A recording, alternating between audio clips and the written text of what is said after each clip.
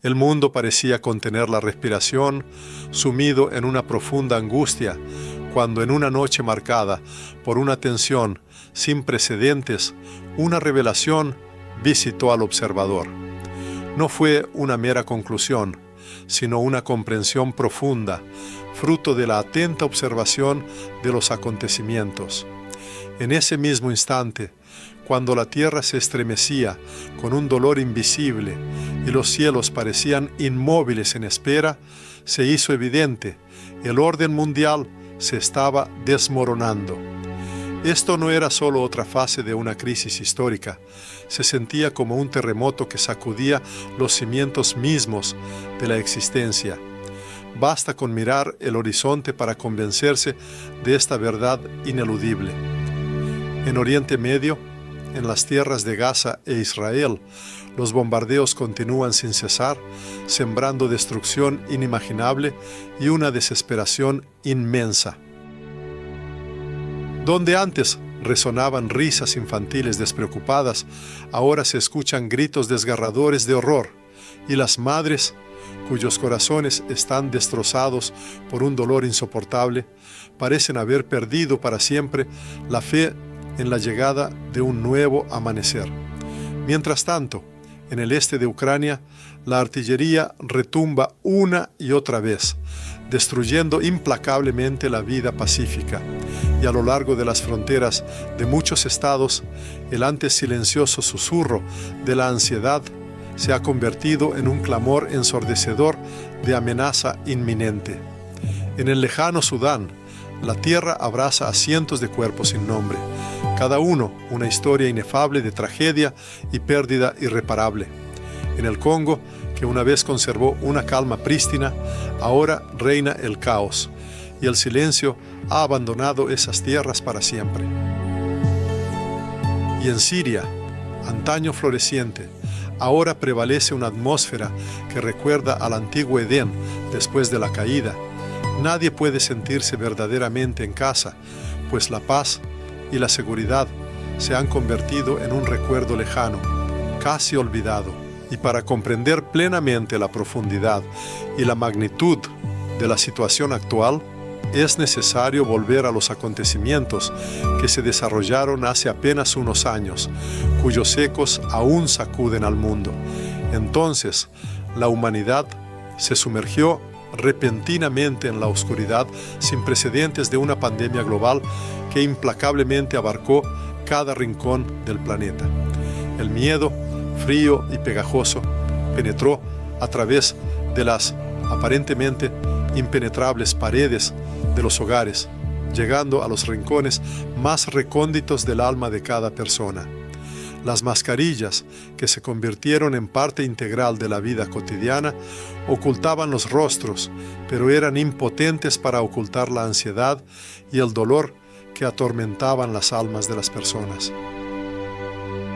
Las puertas de las casas se cerraron, aislando a las familias, pero paradójicamente, los corazones de muchos se abrieron a la compasión y la ayuda mutua, revelando profundas conexiones humanas.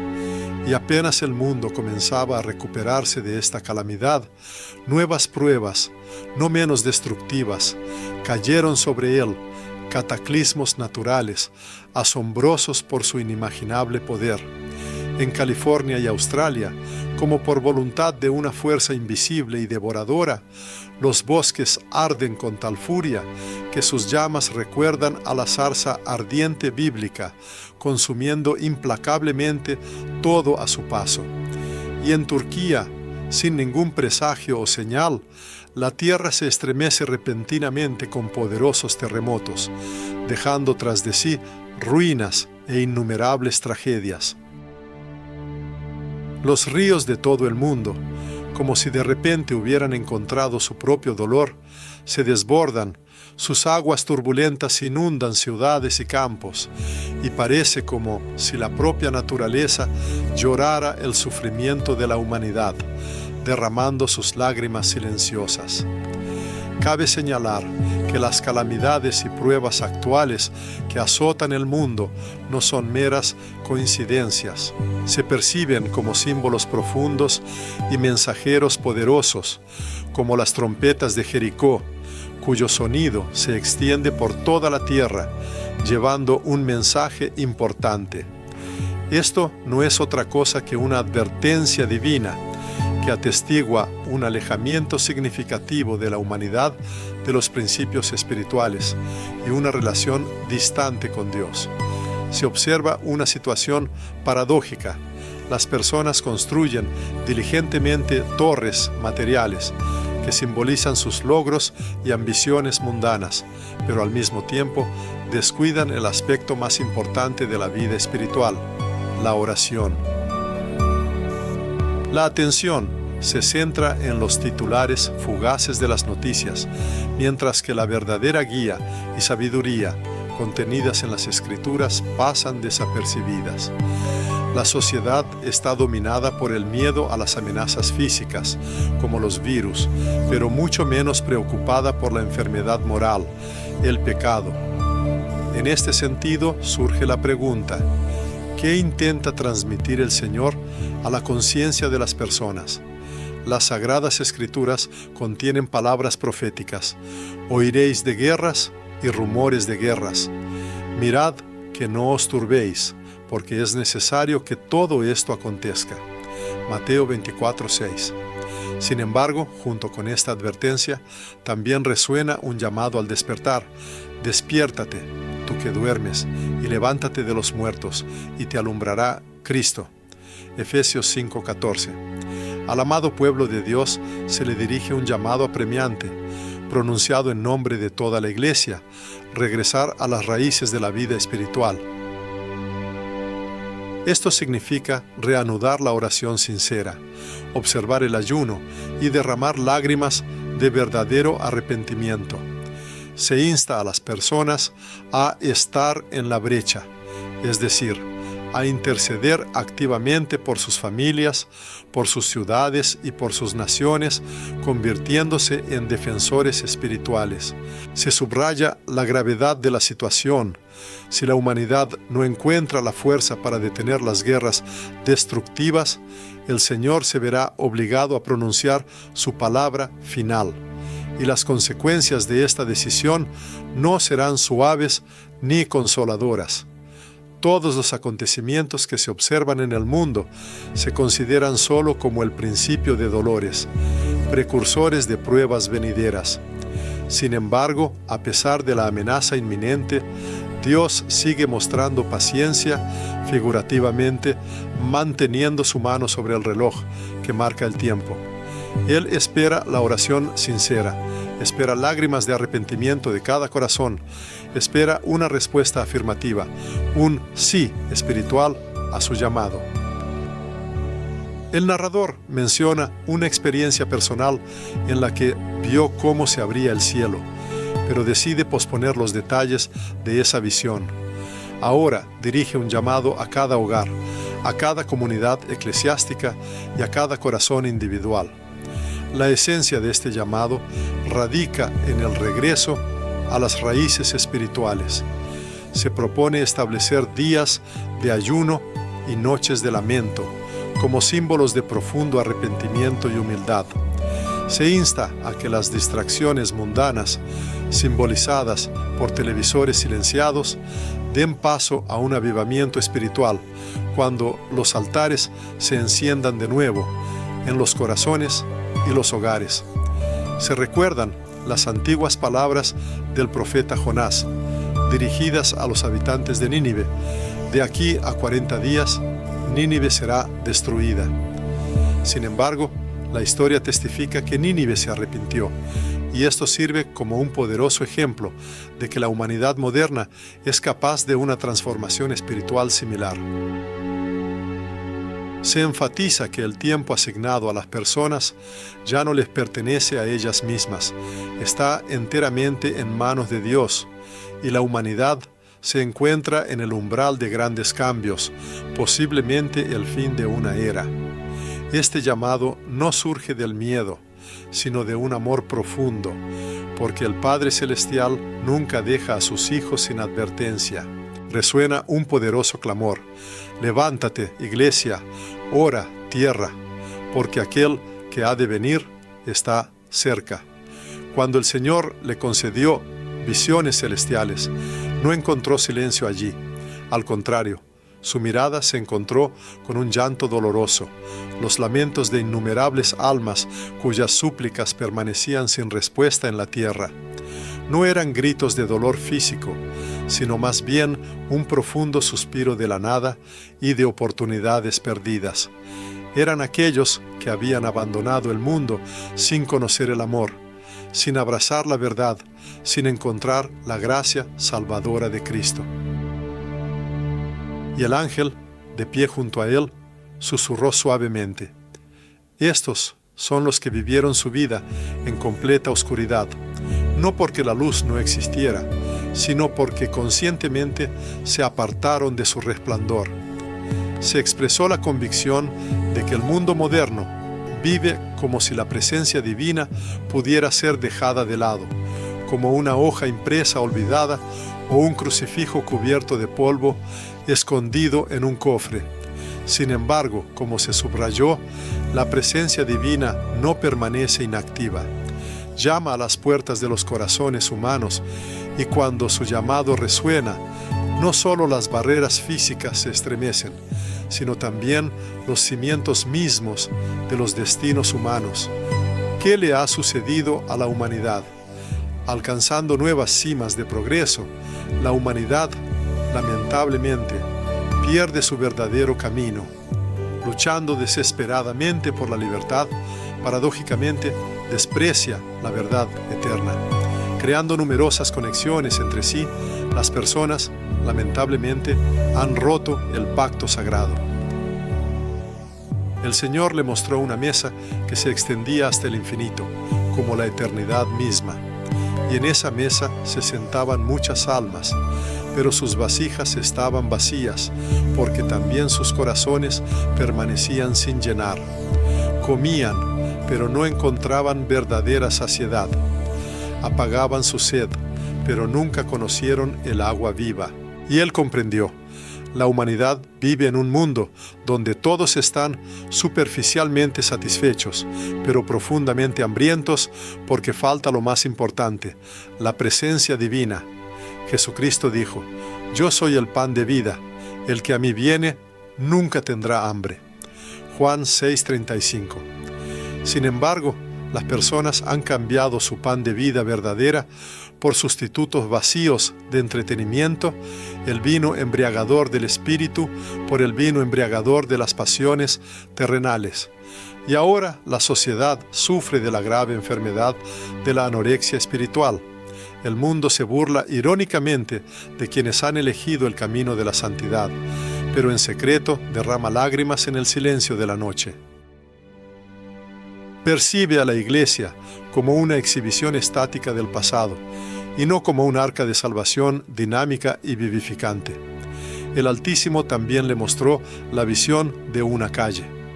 En ella se encontraban seres jóvenes, adolescentes, cuyas manos sostenían modernos dispositivos de comunicación, teléfonos. Sin embargo, en sus miradas se ocultaba una profunda oscuridad. Esto no significaba que la tecnología en sí misma fuera malvada.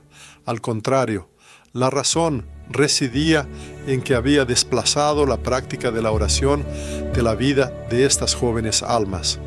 Con facilidad nombraban a personalidades y celebridades de renombre mundial, pero al mismo tiempo desconocían por completo el nombre de Jesús. Y entonces el narrador escuchó una pregunta del Señor: si el Hijo regresara hoy a este mundo, ¿reconocería a los suyos? Esto no era un reproche o una recriminación, más bien era un grito desgarrador de amor ilimitado, el clamor de un padre que ya no desea perder a sus hijos. Sin embargo, Él nunca impondrá su presencia o su voluntad por la fuerza. Solo llama y espera pacientemente una respuesta. Mientras aún haya una chispa de vida, existe esperanza, pero el tiempo inexorable se agota rápidamente. Oh, amado pueblo de Dios, si este llamado llega a tus oídos, que tu corazón no se endurezca, que cada hogar se transforme en un santuario, en una iglesia genuina, donde la familia se una nuevamente en oración y los ojos recuperen la capacidad de ver la verdadera luz divina. Muchos creen que el último día aparecerá de repente, como un rayo en cielo sereno. Pero esta es una idea errónea. En realidad, ya ha llegado, con cada manifestación de indiferencia, con cada negativa consciente a orar, con cada mañana recibida sin gratitud sincera. Sin embargo, existe una fe profunda. Si se encuentran al menos 10 almas justas, como en los tiempos de Sodoma, el Señor, por su misericordia, perdonará la tierra. Que cada uno se convierta en uno de esos 10. Que se transforme en esa luz en la ventana capaz de retrasar la llegada de la noche sin esperanza. El narrador no hace este llamado porque se considere santo o sin pecado. Llama porque ha visto algo importante y ahora siente la necesidad imperiosa de hablar, mientras aún queda esperanza de salvación. Al regresar de la oración nocturna, el narrador se encontró sin habla. Sus labios temblaban, como los del antiguo profeta Ezequiel, cuando contempló el valle de los huesos secos y comprendió que lo que tenía ante sí no era una muerte física, sino la muerte de toda esperanza. En su memoria surgió un diálogo con una mujer llamada María, una mexicana de 54 años. Su esposo la abandonó cuando enfermó y sus hijos dejaron el hogar familiar, dejando a María sola con un dolor insoportable y un silencio opresivo. Y estas fueron sus palabras, pronunciadas con profunda sinceridad. No temo a la soledad, Padre Santo. Mi verdadero miedo es que nadie más ore por mí. El narrador se sumergió en silencio y luego no pudo contener las lágrimas, porque en esa confesión franca se reveló la verdad más profunda de la existencia. Millones de almas humanas en el mundo moderno no sienten horror ante la muerte. Su verdadero miedo radica en la conciencia de que su existencia se ha vuelto completamente invisible, olvidada. En la memoria del narrador surgió la imagen de un joven llamado Daniel, que había servido en las Fuerzas Armadas.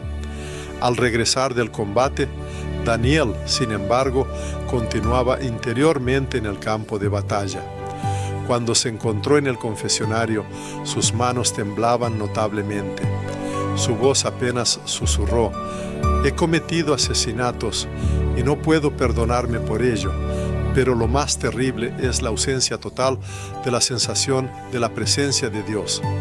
El narrador puso suavemente su mano en el hombro de Daniel y le dijo: «Si el Señor te hubiera dado la espalda, simplemente no estarías aquí. Tu venida aquí es una clara señal de que Él te ha estado esperando siempre». Fue en ese momento conmovedor que vio cómo los torrentes de lágrimas de Daniel le lavaban la carga de la culpa, como la lluvia purificadora lava el polvo de siglos de un altar sagrado. Dirigiéndose a sus oyentes, se señaló que existen innumerables almas, como el Daniel bíblico, hombres y mujeres en todo el mundo, que diariamente levantan sus ojos al cielo, esperando alguna señal o consuelo.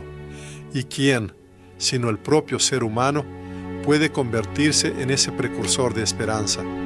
La verdadera esencia de la Iglesia no radica en las estructuras arquitectónicas, sino en un corazón compasivo, capaz de sentir empatía por el prójimo, en manos que aún elevan oraciones y en ojos que ven el dolor ajeno. Se recordó un caso en el que una vez una niña pequeña de Argentina entregó una tarjeta hecha a mano.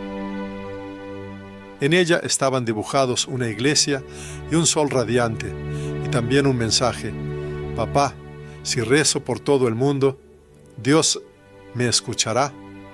A esto él respondió con profunda convicción: «No solo escuchará, ya está sonriendo.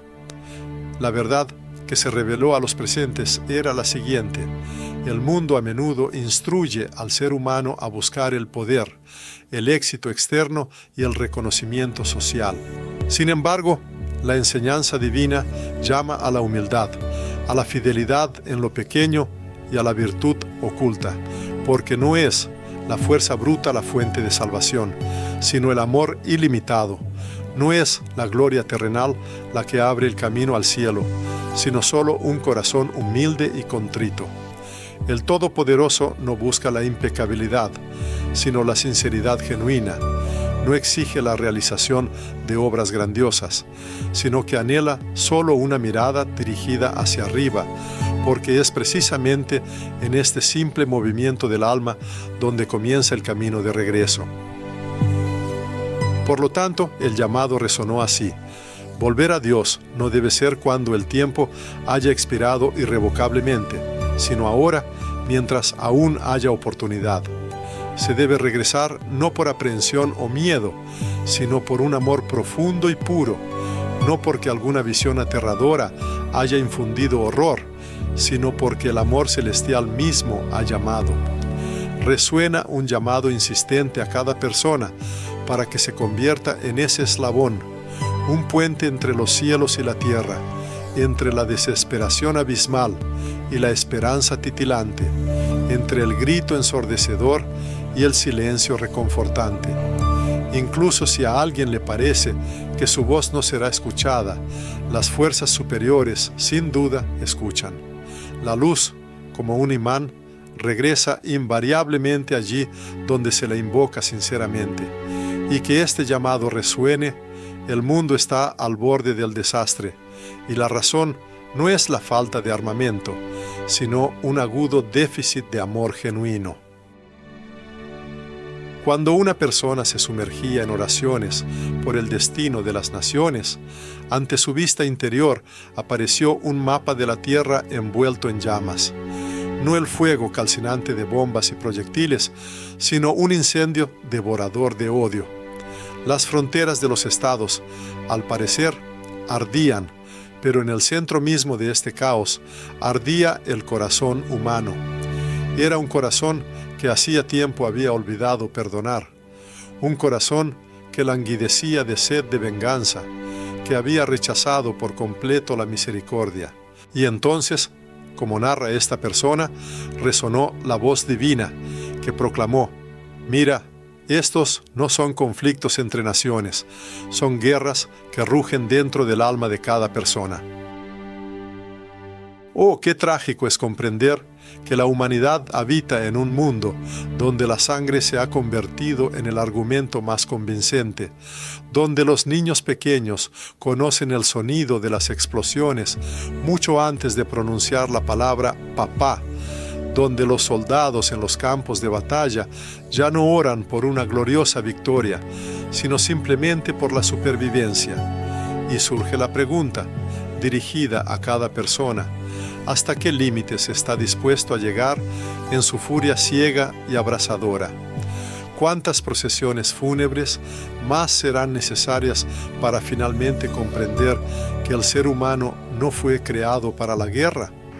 Hoy, este vehemente llamado se dirige a todos sin excepción, a quienes ostentan el poder y a quienes lloran inconsolablemente, a los generales severos y a las madres afligidas, a los presidentes poderosos y a las viudas desdichadas.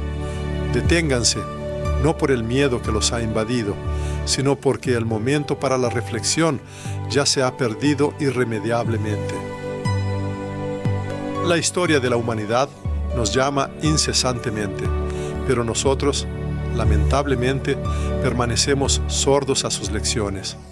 La antigua Sodoma no cayó por la fuerza militar, sino por la soberbia devoradora de sus habitantes. La majestuosa Babilonia no fue destruida por enemigos externos, sino por su propia locura.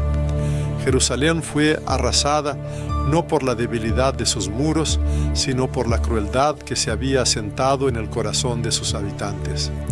Y ahora, una vez más, el Señor Todopoderoso clama: recordando su promesa inquebrantable. Si se humillare mi pueblo, sobre el cual mi nombre es invocado, y oraren y buscaren mi rostro, y se convirtieren de sus malos caminos, entonces yo oiré desde los cielos, y perdonaré sus pecados, y sanaré su tierra. Y a 2 Crónicas 7:14. La sanación verdadera de la tierra no reside en los intrincados tratados y acuerdos internacionales. Se encuentra únicamente en el arrepentimiento profundo y sincero. Una voz, llena de profunda convicción, se dirigía a los oyentes proclamando un llamado en nombre de la Iglesia de Cristo. Expresaba la esperanza de que en cada país donde resuenan los disparos, en su lugar, se escuchen campanas de paz, anunciando la concordia. En cada ciudad que sufre la caída de misiles, en vez de destrucción, se eleven salmos que invoquen consuelo espiritual. El orador instaba a los políticos al ayuno y a las formaciones militares a arrodillarse, simbolizando humildad y arrepentimiento. Deseaba que los niños fueran testigos de cómo los adultos, a pesar de todos los conflictos, aún eran capaces de pedir perdón. Su llamamiento se dirigía directamente a Israel y Palestina, a Rusia y Ucrania, a Estados Unidos, China, Irán, Sudán, Yemen, Myanmar. Subrayaba además que sus palabras no estaban dirigidas a los gobiernos, sino a los corazones de las personas. Pedía que todo aquel que escuchara esa voz en ese día elevara sus ojos al cielo y pronunciara palabras de arrepentimiento sincero: Señor, perdónanos. Éramos sordos, pero ahora oímos. Éramos crueles, pero ahora lloramos. Volvemos, porque no todo está perdido. El orador enfatizó que mientras esa voz de llamado siga resonando, una esperanza inagotable perdura. Mientras ese clamor se extienda por el mundo, existe también un camino. Este camino, explicó, es el Gólgota, y ese puente es la cruz, señalando un profundo sentido espiritual. Suplicó apasionadamente a cada uno que diera un paso, solo uno, pero significativo. Que ese primer paso no sea un ataque destructivo, sino una oración humilde que traiga reconciliación. Que la primera palabra pronunciada no sea una orden autoritaria, sino un perdón sincero que pueda sanar heridas. Que el primer gesto no sea un disparo que cause la muerte, sino una genuflexión que testifique el arrepentimiento. El orador creía que si al menos un alma se arrepiente, los cielos se regocijarán y cantarán. Si una nación entera se vuelve a este camino, el Señor promete sanarla, y este momento decisivo no será el principio del fin, sino el punto de partida para un gran regreso y renovación. Y entonces llegó el momento en que la realidad circundante pareció detenerse. La persona arrodillada comprendía que lo que había visto no era fruto de la imaginación ni una visión nocturna. Era un acontecimiento de excepcional rareza, una revelación tan profunda y abarcadora que borrarla de la memoria u ocultarla al mundo resultaba imposible. Ante él se presentó un trono, sin igual en la tierra, desprovisto de la habitual ornamentación dorada, pero que emanaba un resplandor similar al primer rayo del amanecer. La mirada no podía soportar esa pureza. Sin embargo, el corazón reconocía sin error en él la presencia de aquel que es llamado el Alfa y la Omega, el principio y el fin de todo lo existente. Ante este majestuoso trono se congregaron representantes de todas las naciones, sin distinción de condición, ricos y pobres, poderosos gobernantes y aquellos que habían sido entregados al olvido. La atmósfera estaba impregnada de tal santidad que nadie se atrevía a pronunciar palabra. Solo lágrimas silenciosas atestiguaban la profundidad de la conmoción vivida. Y entonces resonó una voz que se dirigió al hombre con reproche. Hubo un día en que te llamé, pero estabas ocupado. Hubo una noche en que llamé a tu puerta, pero dormías. Hubo una mañana en que quise estar contigo, pero elegiste otra cosa. En respuesta a estas palabras, el hombre cayó postrado, exclamando: Señor, ten piedad. Y de nuevo resonó la misma voz, pronunciando palabras de misericordia. Tendré misericordia de quienes me invoquen, escucharé a quienes lloren, salvaré a quienes regresen. Por eso hoy la narración se dirige a cada persona. Mientras respire, no todo está perdido. Mientras pueda oír, no está solo. Mientras su corazón siga latiendo, la esperanza perdura. El concepto de último día no es una fecha de calendario, sino un estado particular del alma. Llega en el momento en que la persona decide: ya no necesito a Dios, y se aparta conscientemente de Él. Sin embargo, la salvación llega también cuando el alma, al darse cuenta de su error, susurra: Padre, regreso. El mundo está al borde mismo, pero la mano divina sigue extendida hacia cada persona, hacia su hogar, hacia sus hijos, hacia su propio corazón. Que regrese a pesar de las posibles burlas de los demás, a pesar de la incredulidad de otros, que se convierta en quien se atreva a nadar contra la corriente, quien vuelva a arrodillarse, quien erija un altar de fe en su casa, en lo profundo de su alma, en su propia vida.